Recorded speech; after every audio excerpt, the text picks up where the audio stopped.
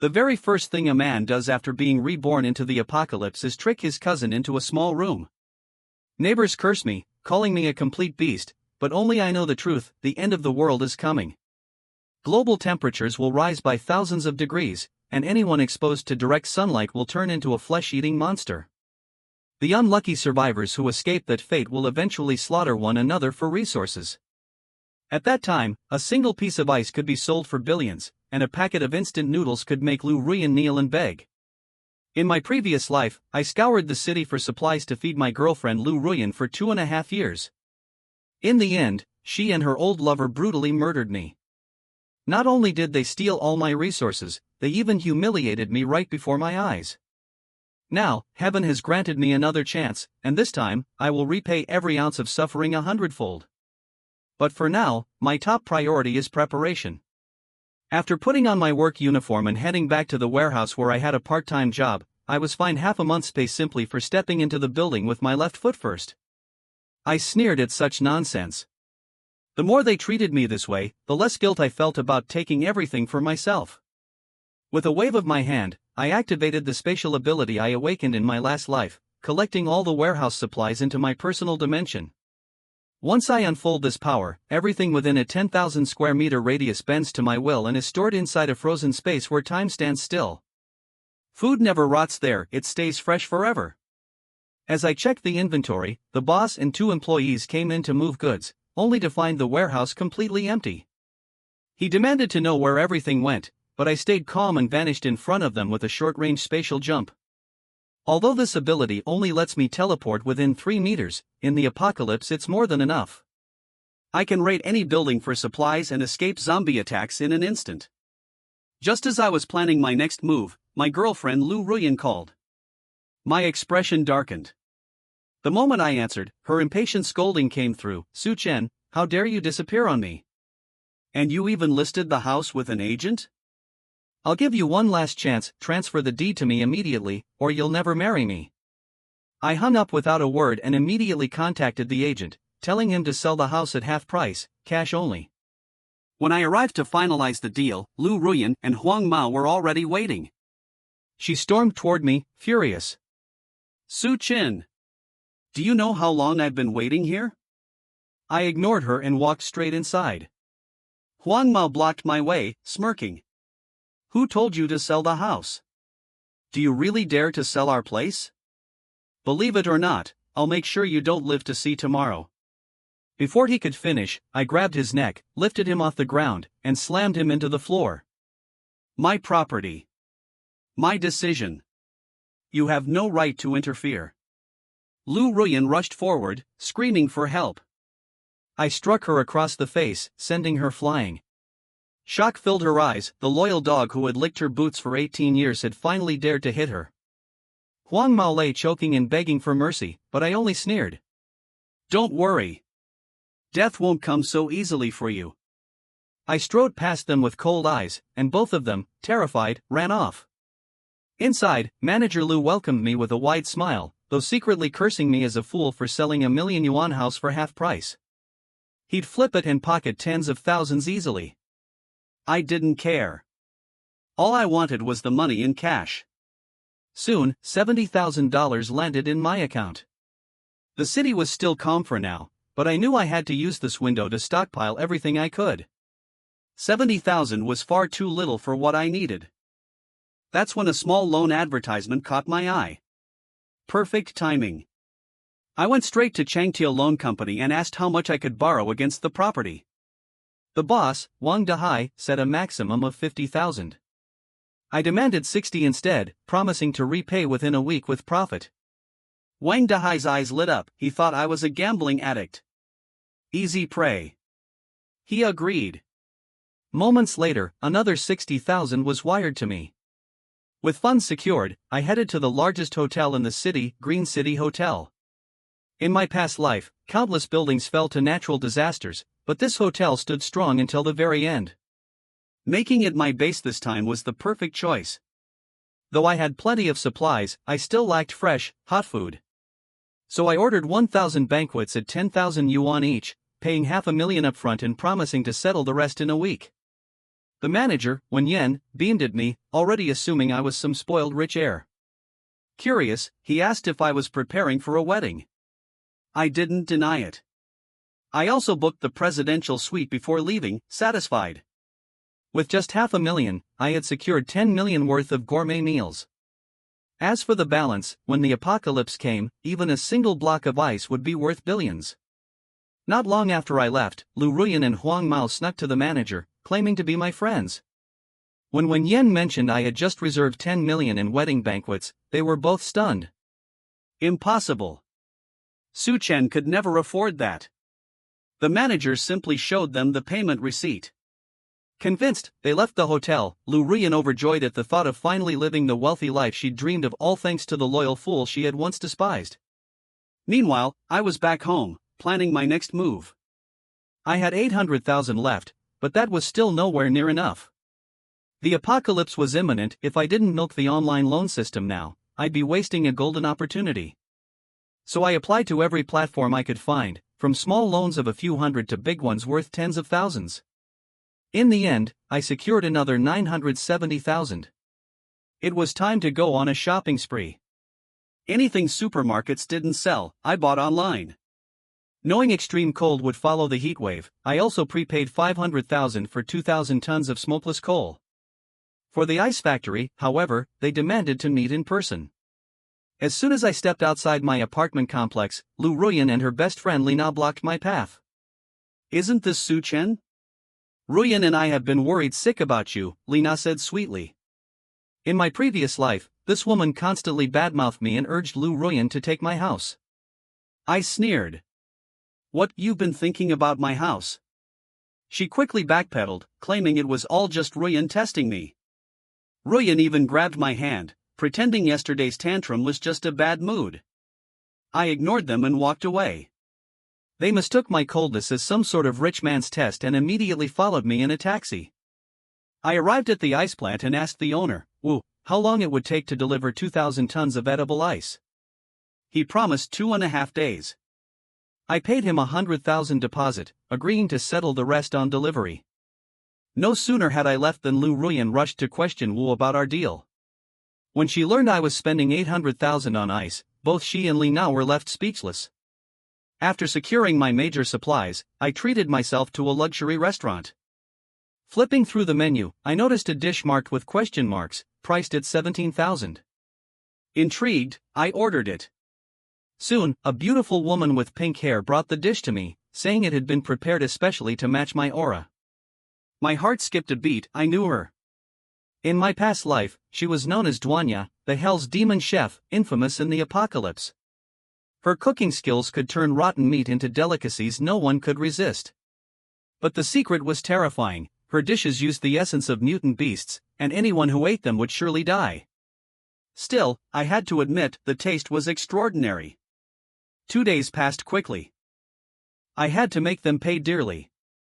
The supplier leaned closer, asking why I was buying so much. I smiled faintly and whispered, "If you help me move all of this, I'll tell you." Lu Ruyan ground her teeth in frustration.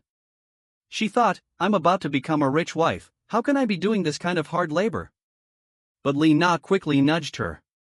This must be a test from Su Chen, to see if you're worthy of being a rich wife.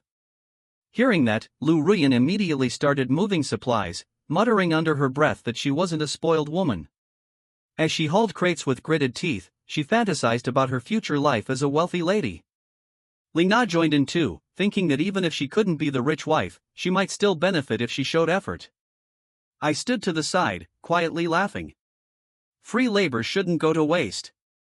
After an entire day of work, every last box was finally moved into the warehouse. Exhausted, Li Na collapsed to the ground.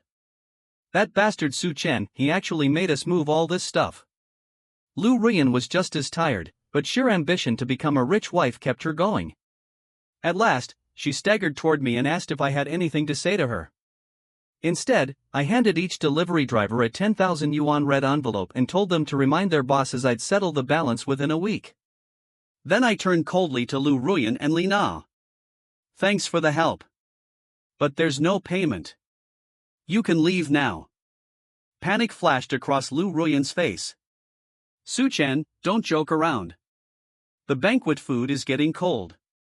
Hurry and bring the guests out, we'll get married and live happily. I pretended to sigh. I'd like to.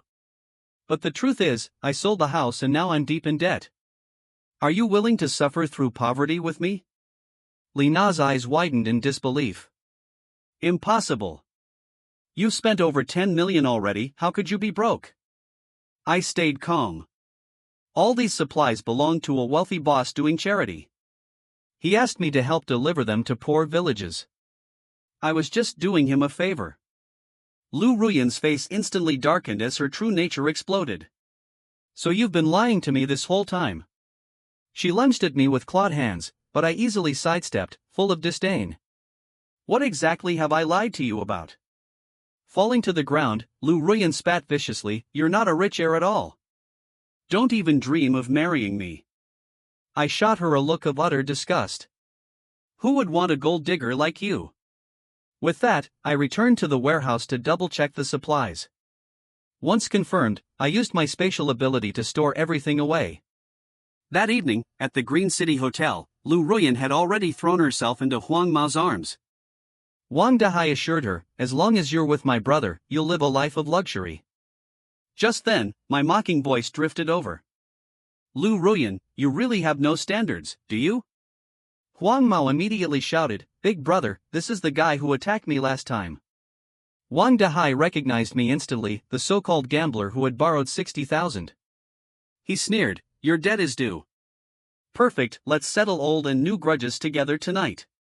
Hearing I had borrowed from Wang Dahai, both Lu Ruyan and Lina secretly felt relieved. Luckily, they had already distanced themselves from me, or they'd be in deep trouble. Unable to hold back, Huang Mao called over his thugs to rough me up. The hotel manager rushed in, trying to calm things down. Gentlemen, please. We're civilized people. Let's talk this out. Wang Dahai growled, if Su Chen kneels and apologizes to Huang Mao, we can forget the whole thing.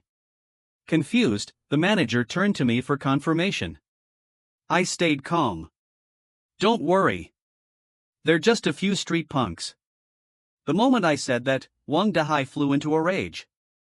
You little bastard. Even if the King of Heaven himself came tonight, it wouldn't save you. But before he could finish, an angry voice boomed behind him. What the hell are you doing here? Who told you to cause trouble in my hotel? Wang Dahai froze, trembling violently. He instantly switched faces, bowing low. Brother Chang, this is a misunderstanding. All a misunderstanding. It was Gao Chang, the owner of Green City Hotel. Outwardly, he was a well-known entrepreneur, but in truth his underworld connections ran deep. No one dared offend him. I recognized him too. In my previous life, Gao Chang had built terrifying influence during the apocalypse. Even Duanya, the Hell's Demon chef, had once served under him. I also recalled that Green City Hotel was one of the earliest places where genetic regression and mutations appeared. Perhaps Gao Chang's rise as a powerful warrior began right here. My eyes narrowed. If that's the case, this opportunity belongs to me now. Thanks to Gao Chang's arrival, I slipped away and returned safely to the presidential suite. Memories of my past life stirred. Back then, I survived the great heatwave only by hiding in a basement with Lu Ruyan. Now, after shaking her off, she had followed me here anyway. Perfect. Old hatred and new, I would settle them all. Meanwhile, outside the hotel, Wang Dahai and his crew noticed that the night felt even hotter than the day. But thoughts of women in swimsuits distracted them. Soon after, Lina, now in a swimsuit herself, asked Lu Ruyan if she thought the moon seemed unusually bright tonight.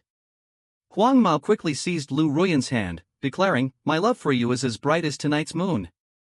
Watching from above, I let out a cold laugh. Too bad, your love is about to burn out.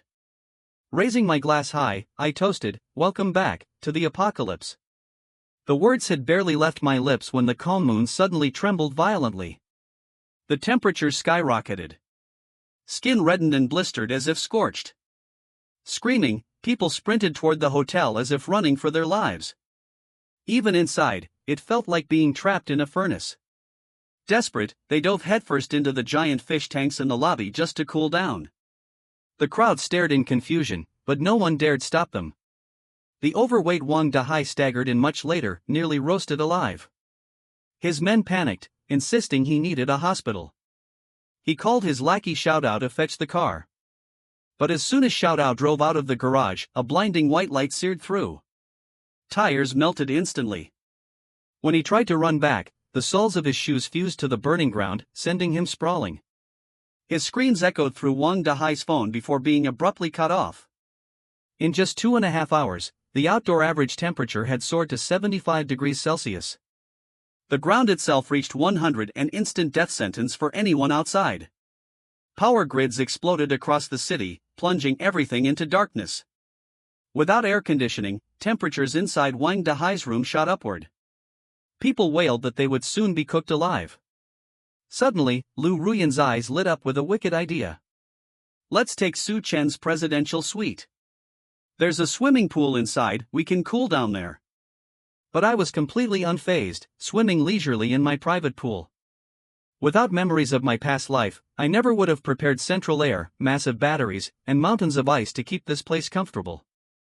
In the middle of the apocalypse, living like this felt almost luxurious. With a wave of my hand, a feast appeared on the table.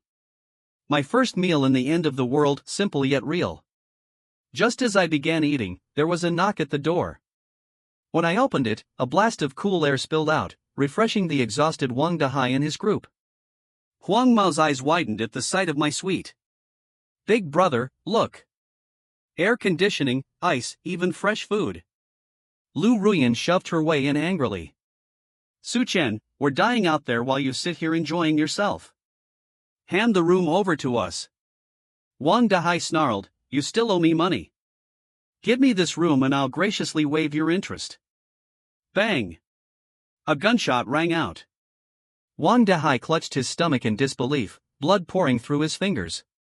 I leveled my gun coldly. Anyone else takes one more step, and this will be your fate. Cold sweat drenched their faces. Wang Dahai cursed between his teeth. You actually got your hands on a gun? Damn you, Su Chen! Another shot cut him off. He collapsed, screaming. I barked, I told you to leave. So get the hell out. 3 seconds, or you die here. Meanwhile, in the hotel lobby, Gao Chang demanded the manager explain what happened to the hotel's food reserves. The terrified manager stammered that a guest had booked massive banquets just days ago. A local gang boss immediately interrupted, insisting all remaining food and water be sent to his room. The demand ignited an uproar. Other guests shouted angrily, accusing him of dooming everyone else. At that moment, Huang Mao dragged the bleeding Wang Dahai into the hall.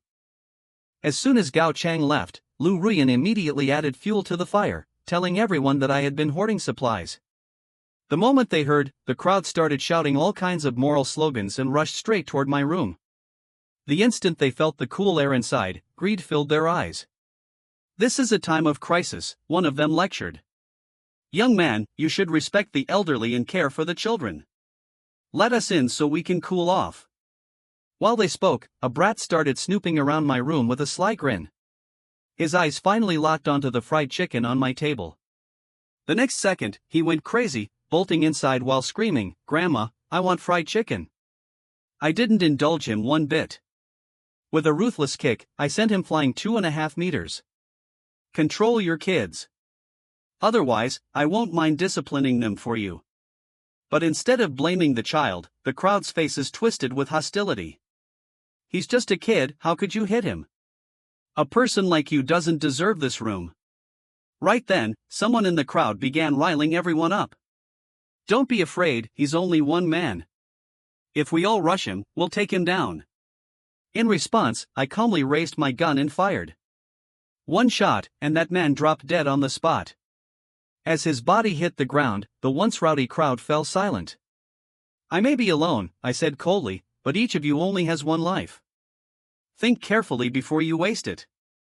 Under the weight of absolute firepower, the mob had no choice but to slink away. Only Lu Ruyan and Li Nao remained, insisting that if I let them in, they would do anything I wanted. I smirked. You two really are sisters in spirit. Fine. Come in. Overjoyed, the pair thought it was their charm that swayed me. They couldn't wait to rush inside. Meanwhile, Wang Dahai, having gone too long without treatment, had already breathed his last. Burning with revenge, Huang Mao soon came knocking. But I wasn't worried at all. Grabbing a baseball bat, I swung it hard and declared, "Whoever dares cross this door, dies." The next morning, government forces surrounded the hotel. Several soldiers in heat-resistant suits marched into the lobby, handing one of the suits to a man named Lu Jinghua. "Everyone, calm down," he announced. "The authorities have begun rescue operations. Midnight is the coolest time of day. Tonight, you can make your way to Silicon Valley Plaza, that's the nearest rescue point to Xanadu." The crowd erupted in cheers. But then, a gangster burst forward. "I am Zhang Debiao of the Zhang Group. I'll give you 100 million, hand me the heat suit and let me leave first." Before he could finish, a soldier moved in and subdued him with a single strike. Lu Jinghua, an academician and top geologist, was crucial to handling this disaster. The soldiers urged everyone not to interfere with the mission. But just then, Lu Ruyan suddenly grabbed one of them. "Wait, Soldier Gidge, upstairs there's a murderer," she cried. At her words, others quickly chimed in, exaggerating my crimes, claiming I had hidden firearms and taken many lives. One soldier, ignoring his teammates' attempts to hold him back, took off his helmet and declared he would stay behind to deal with me. Seeing this, Lu Ruyan smirked coldly. In his mind, once I was dead, he could move into my cool room and comfortably wait for rescue.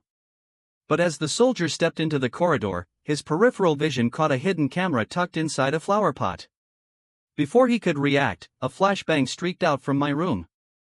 The next second, blinding light flooded the hallway. When he came to, he was tied up tightly with rope.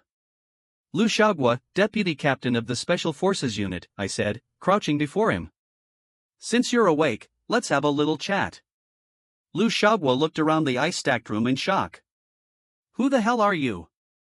Where did you get guns and flashbangs?" I smirked. "Just some souvenirs I picked up while traveling in the Middle East." I didn't care if he believed me. Instead, I asked, "The government's already set up a rescue point, right? Planning to let residents march there after midnight?" When he confirmed, I sighed. It was exactly the same as in my past life. Midnight might be cooler, but anyone exposed to the moonlight for over 10 minutes without protection would collapse. Most wouldn't even make it to the rescue point. Lu Xiaogua looked helpless. We had no choice. Although we've built safe zones, modifying the rescue vehicles is too difficult. For now, people have to go on foot. I patted his shoulder. Thick quilts and padded clothes can help insulate them. As long as they don't fall, their survival rate should rise. Then I untied him. "I respect what you're doing, so I won't kill you. But don't provoke me again." I tilted my head toward the corner. Lu Xiaogui turned and broke into a cold sweat. A sentry turret with facial recognition sensors stood there, locked and loaded. "Where the hell did you even get something like this?" he stammered. "Like I said, picked it up in the Middle East." I narrowed my eyes. "You, of all people, should know its power. Once it's active, no one in this room walks out alive except me." When the others saw Lu Xiaogui disarmed and defeated, their fear of me deepened beyond words. Meanwhile, Zhang Debiao, furious that he hadn't gotten the heatproof suit earlier, vented his rage by slapping Gao Chang across the face. "What the hell do I feed you for? Why didn't you grab it for me?" The long-haired man beside him whispered to Gao Chang, asking how long they had to endure this humiliation. Gao Chang scowled. "For now, we still need his connections. Once order is restored, we'll use him." But my voice suddenly echoed through the hall. "Order? In this chaos, you still dream of order, Gao Lauda?" The long-haired man was about to lash out, but Gao Chang stopped him. He turned toward my voice. "Interested in a deal?" I poured the ice cubes from my thermos onto the ground. Both Gao Chang and the long-haired man's pupils shrank instantly. "Ice, real ice? This kid's room must be full of treasures. If we just kill him." Before he could finish, I pressed my gun against his throat. Gao Chang forced a laugh. "Don't mind him, Su Chen. Let's discuss our deal properly. When the ice touched their tongues, both men looked like their souls had ascended to heaven. But before the euphoria faded, Zhang Debiao barged in. You bastard Gao Chang, hiding good stuff from me again? Next time you'd better hand it over, or you can go meet Yama. Shoving ice into his mouth, Zhang Debiao then leered at Duanya, grabbing her arm. Why pretend to be reserved in this heat? Come on, I'm in the mood. Duanya slapped him hard across the face. That single act sent Zhang Debiao into a rage. He was about to kill her on the spot. But before he could, a dagger sank into his neck. It's like Su Chen said, Gao Chang sneered. The world is already in chaos. You're useless now. With one punch, he claimed the throne. From now on, I call the shots here. Either get moving to the rescue point or stay and die. Watching from the shadows, I couldn't help but smirk. Just as in my past life, Gao Chang had risen to be the leader here. If I could accelerate the process, maybe my own opportunities would arrive sooner. Inside Gao Chang's room, Lu Ruyan and Li Na begged with pitiful eyes. Chang Ji, just give us some water. We'll do anything you want. Chuckling, Gao Chang tossed them a jug. The long-haired man frowned. Our supplies aren't infinite. Why keep these useless freeloaders? Gao Chang sneered. Didn't Su Chen say to keep a few around? We could use some cannon fodder anyway. At midnight, the two women tried to follow the others toward the rescue point. But the long-haired man yanked away their quilts. You took our supplies, and now you think you can just leave? Not a chance. Didn't you say you'd do anything? Then keep me company first. Meanwhile, wrapped in quilts, the other survivors began their trek. They knew staying in Xanadu meant certain death. At least the rescue point offered a slim chance. But the outside heat was worse than they imagined. Even with wooden boards strapped to their shoes, they could feel the burning ground searing through. On the way, an old woman stumbled. Within seconds, her body melted like ice cream. The others didn't even dare stop. At that moment, everyone only cared about surviving themselves. At the same time, outside Green City Hotel, the corpses of Wang Dahai and Zhang Debiao began to glow red. Their eyes suddenly snapped open. Back inside, the long-haired man was about to force himself on Lu Ruyan when a massive hand smashed through the glass doors. Wang Dahai and Zhang Debiao, now mutated into monsters, charged inside. Terrified, Gao Chang grabbed Huang Mao and shoved him forward as a shield.